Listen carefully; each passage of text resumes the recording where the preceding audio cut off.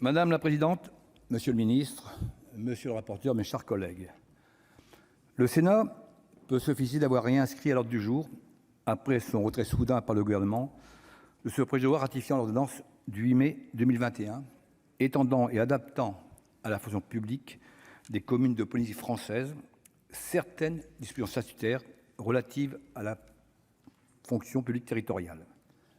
La Haute Assemblée démontre une nouvelle fois son attachement à l'ensemble de tous nos territoires.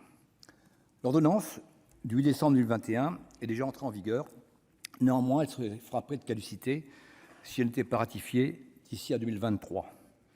Il y avait urgence à débattre sur sa ratification.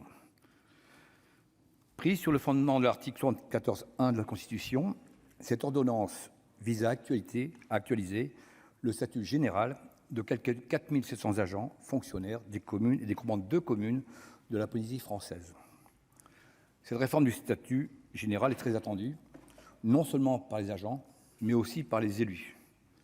En effet, elle fait suite au vaste mouvement de grève de mai 2017 qui toucha la totalité des communes de la Polynésie française et résulte d'une longue période de concertation entre les instances locales polynésiennes et le gouvernement.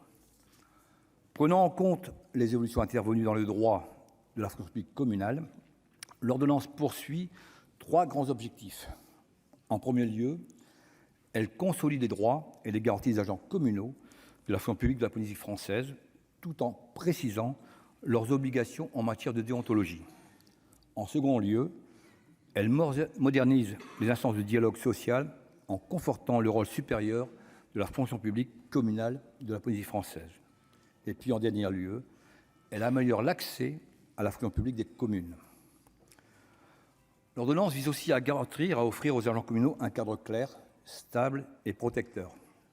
La commission mixte paritaire a été conclusive et je ne peux que m'en réjouir de cet esprit consensuel qui a permis d'aboutir à un texte commun.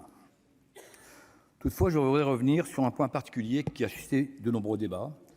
Cela concerne la place très visible qu'occupe la religion dans la vie polynésienne, y compris professionnelle et publique.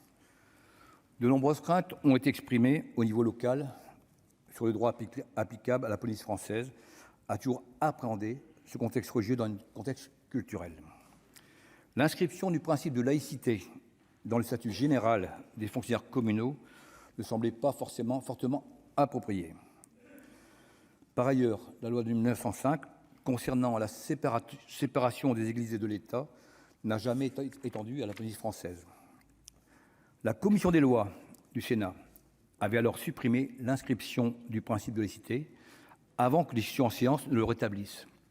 Aussi, je me félicite qu'un compromis ait été trouvé sur l'article 5 bis qui a été introduit en séance à l'Assemblée nationale, qui prévoit que le chef de service, agissant sous l'autorité du maire, veillera au respect de ce principe.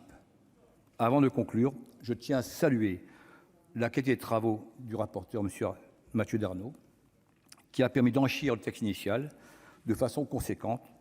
Je salue également notre collègue Lana Tetuanui pour son implication et sa détermination au service sur ce territoire de ses 148 communes et de ses 21 îles. Bravo, madame.